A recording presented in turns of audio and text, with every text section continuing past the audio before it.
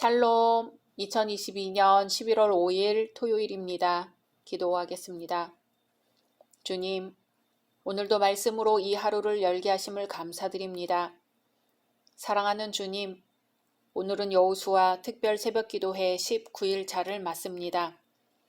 오늘 하루 십자가에 달리신 예수님을 바라보게 하소서. 우리의 절망과 한숨과 고통을 십자가에 못 박으신 주님을 바라보게 하소서. 이태원 참사의 희생자들을 기억해 주시고 유가족들을 위로해 주소서. 더불어 온 국민의 마음도 위로해 주옵소서. 예수님의 이름으로 기도드립니다. 아멘. 오늘의 말씀은 여호수아 15장입니다.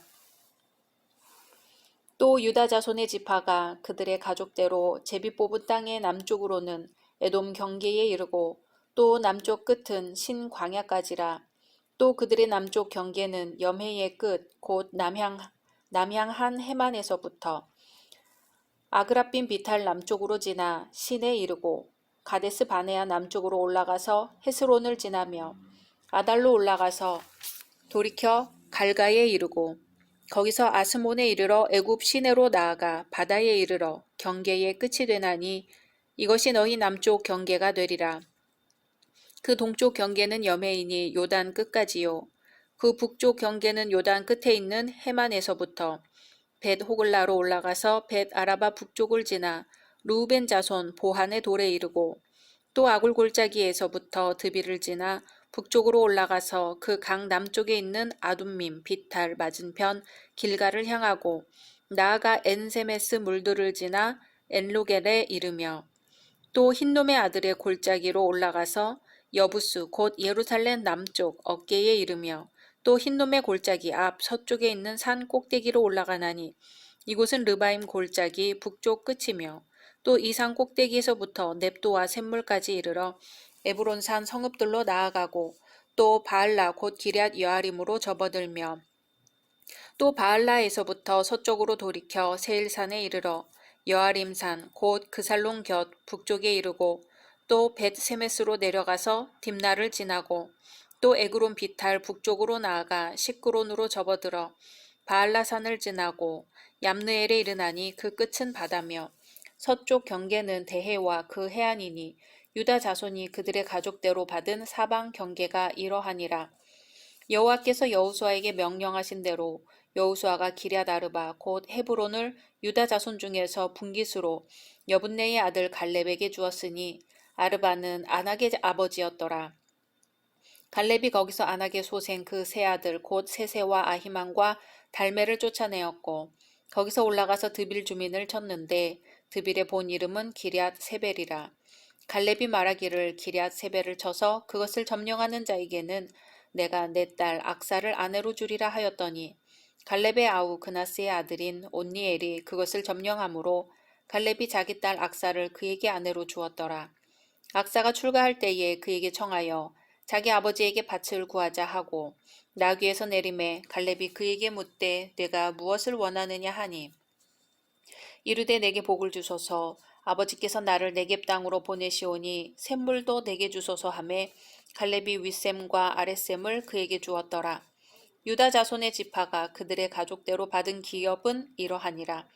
유다 자손의 지파의 남쪽 끝 에돔 경계에 접근한 성읍들은 갑스엘과 에델과 야굴과 기나와 디모나와 아다다와 게데스와 하솔과 인난과 십과 델렘과 부알목과 부알롯과 하솔 하닷다와 그리옷 헤스론 곧 하솔과 아맘과 세마와 몰라다와 하살갓다와 헤스몬과 벳 벨렛과 하살 수알과 부엘세바와 비수 요다와 바알라와 이임과 에셈과 엘돌랏과 그실과 홀마와 시글락과 만만나와 산산나와 르바옷과 실힘과 아인과 림몬이니 모두 29 성읍과 그 마을들이었으며 평지에는 에스다올과 소라와 아스나와 사누아와 엔간님과 답부아와 에남과 야르뭇과 아둘람과 소고와 아세가와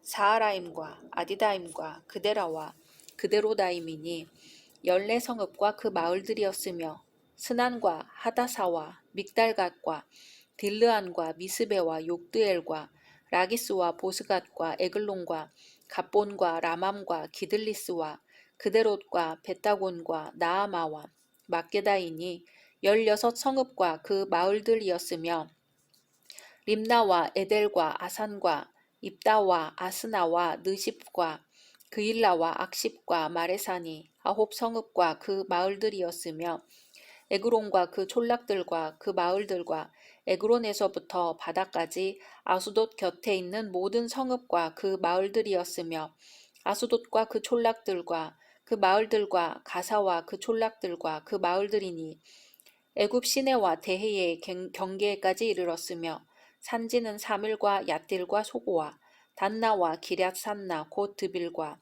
아납과 에스드모와 아님과 고센과 홀론과 길로이니 11성읍과 그 마을들이었으며 아랍과 두마와 에산과 야님과 벳 답보아와 아베가와 훔다와 기럇 아르바 곧 헤브론과 시올이니 9성읍과 그 마을들이었으며 마온과 갈멜과 십과 유다와 이스라엘과 욕드암과 사노아와 가인과 기브아와 딥나니 10성읍과 그 마을들이었으며 할훌과 벳술과 그 돌과 마하랏과 벳 아놳과 엘드곤이니 6성읍과 그 마을들이었으며 기럇 바알 곧 기럇 여아림과 랍바이니 2성읍과 그 마을들이었으며 광야에는 벳 아라바와 밑딘과 스가가와 닙산과 소금 성읍과 엔게디니 6성읍과 그 마을들이었더라. 예루살렘 주민 여부스 족속을 유다 자손이 쫓아내지 못하였으므로 여부스 족속이 오늘까지 유다 자손과 함께 예루살렘에 거주하니라. 아멘. 드디어 가나안 서편 땅이 이스라엘 각 지파에게 분배됩니다. 그 가운데서도 오늘은 9지파 반 중에서 유다 지파가 최초로 제비 뽑아 기업을 얻은 데 대한 기록입니다. 1절에서 12절은 유다 지파가 최초로 제비 뽑아 얻은 서편 땅의 경계에 대해 나옵니다. 유다 지파의 남쪽 경계는 사해 남단에서 시작하여 가데스 바네아에 이르는 아그라빔 비탈의 남쪽을 통과합니다. 이 경계는 이스라엘 전체 지역의 남쪽 경계에 해당하며 에돔의 땅과 인접하고 있습니다. 다음으로 동쪽 경계인 여매, 즉 사해에 대해 언급합니다. 유대 지파의 북쪽 경계는 요단강 끝 하구에서부터 시작하여 지중해에 이르는 이 경계선은 단 지파의 남쪽 경계와 일치합니다. 마지막으로 서쪽 경계인 대해, 즉 지중해와 그 해변에 대해 언급합니다. 여기에 기록되어 있는 경계선들은 어느 정도 고정적이긴 했지만 절대로 변경할 수 없는 것은 아니었습니다. 실제로 이 기업 내에 있는 많은 땅은 나중에 시므온 지파와 단 지파의 기업으로 다시 조정되어 분배되었습니다. 13절에서 19절은 갈렙의 기업입니다. 제비뽑기를 통해 확정된 유다 지파 기업 가운데서 여호수아가 앞서 요청받은 헤브론을 갈렙에게 주었음을 재확인하고 있는 부분입니다. 그리고 갈렙이 헤브론 일대를 어떻게 정복하였는지 간략히 덧붙여 소개합니다. 먼저 갈렙은 여호수아로부터 헤브론 성읍을 할당받은 후 그곳에서 아낙의 세 아들인 세세와 아히만과 달메를 쫓아냅니다. 그리고 그 위에 있는 드빌 성읍의 거민마저 쫓아내기 위해 그 성읍을 취하는 자에게는 자기의 딸 악사를 아내로 줄 것이라고 약속합니다. 이에 온니엘이 그 성읍을 취함으로 악사를 아내로 맞이하게 됩니다. 악사는 출가하면서 갈렙에게 지참금으로 샘물을 요구했으며 갈렙은 윗셈과 아랫셈을 딸에게 줍니다. 이러한 갈렙의 헤브론 정복 기사는 이미 앞서 11장에서 언급된 헤브론 정복 기사와 일견 모순되는 것처럼 보입니다. 왜냐하면 그곳에는 헤브론을 정복한 자가 갈렙이 아닌 여호수아로 나와 있기 때문입니다. 그러나 이것은 이렇게 이해되어야 합니다. 여호수아가 1차 헤브론을 정복, 아낙 자손을 쫓아내었습니다. 그러나 틈을 타고 아낙 자손은 다시 헤브론을 차지합니다. 이제 헤브론을 기업으로 상속받은 갈렙이 재차 헤브론을 정복하여 다시 아낙 자손을 쫓아내게 된 것입니다. 여기서 잠깐 구약시대의 여자의 결혼 지참금에 대해 살펴보겠습니다. 결혼 지참금이란 딸이 결혼할 때 부모가 딸에게 주는 일종의 선물이며 상속 재산의 형식을 나타내는 경우도 있었습니다. 결혼하지 않은 딸은 아버지에게 종속되어 있지만 결혼하게 되면 남편에게 종속됩니다. 그래서 처녀는 결혼하면서 자기의 부모로부터 떠나 남편의 부족에게 속하게 되며 낳은 자녀들도 남편의 부족이나 지파에게 속하게 되었습니다. 그래서 리브가는 남편 이삭을 위해 자기의 고향을 떠날 수 있었습니다. 그러나 장인이 아내에게 준 재산은 남편의 소유가 아니며 아내가 독자적으로 재산권을 행사할 수 있었습니다. 이스라엘의 풍습에서 볼 때 부모는 결혼하는 딸에게 결혼 선물을 주거나 여종을 딸려 보냈습니다. 딸은 결혼할 때 토지를 물려받을 수 있었습니다. 그러나 부모가 기업으로 물려받은 땅을 물려줄 경우에는 딸이 같은 지파 남자와 결혼할 경우에만 해당되었습니다. 갈렙의 딸 악사의 경우에도 같은 지파의 남자인 온니엘이었습니다. 솔로몬 왕이 애굽 왕 바로의 딸과 결혼하게 되었을 때 바로는 가나안 땅의 게셀 성읍을 점령한 후에 솔로몬과 결혼하는 자기의 딸에게 이 성읍을 선물로 주었습니다. 20절에서 63절은 유다 지파에게 분배된 지경 내에 120여 개의 성읍과 그 주변 촌락들에 대하여 자세히 언급하고 있는 부분입니다. 그 지경 내의 성읍들은 크게 남부의 땅 네게브와 지중해에 있는 평지 세펠라, 유다 산지, 그리고 유다 광야 등 네 지역으로 나누어집니다.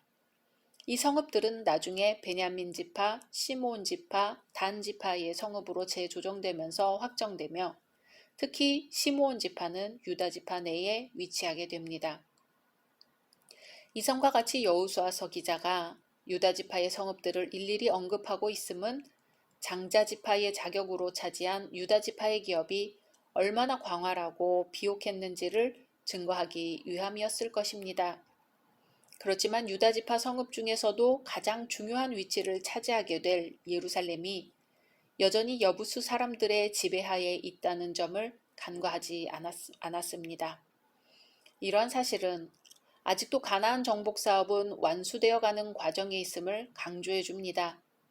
결국 여호수아 기자는 드넓은 기업으로 인해 자칫 방심하고 안일에 젖을 수 있는 유다 지파에게 계속적으로 경성을 촉구하고 있는 것입니다. 성도의 삶은 계속 전진해야 하는 성격이 있습니다. 이때 성도는 그들의 앞날에 시련이나 어려움, 긴장, 또 유혹이 없으면 좋겠다고 생각합니다.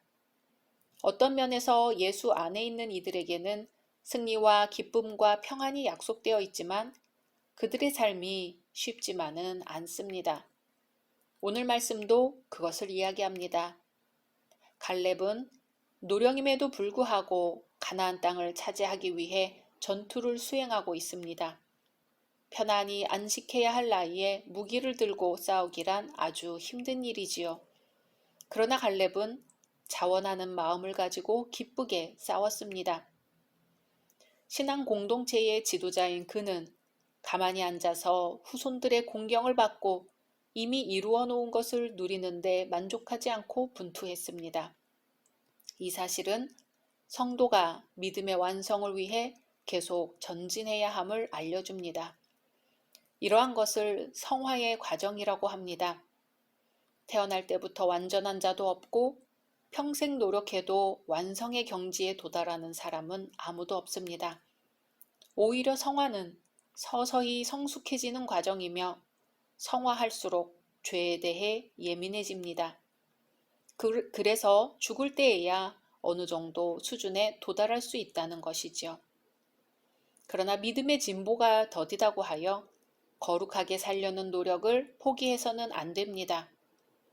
갈렙의 모습은 오늘날 성도가 영적 싸움을 게을리해서는 안 된다는 교훈을 줍니다.